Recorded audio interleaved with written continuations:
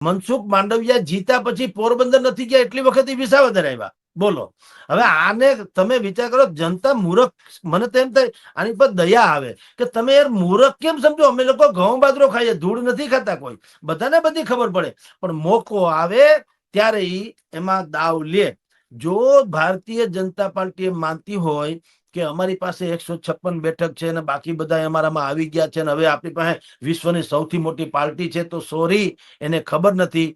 નિર્વિકલ્પે તમે જીતતા હતા.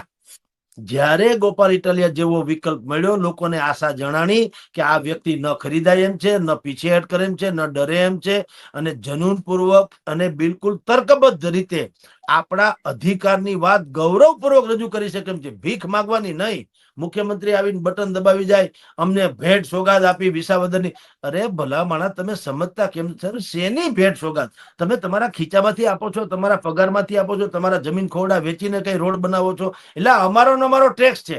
આ તો ઠીક છે, ને તો કાલ સવારે હું ધોબીને લુગડા ધોવા દઉં તો એ ધોઈને આપે, લ્યો જગદીશભાઈ ને ભેટ આપી 6 જોડી કપડા. એટલે મારા હતા ભાઈ સાહેબ.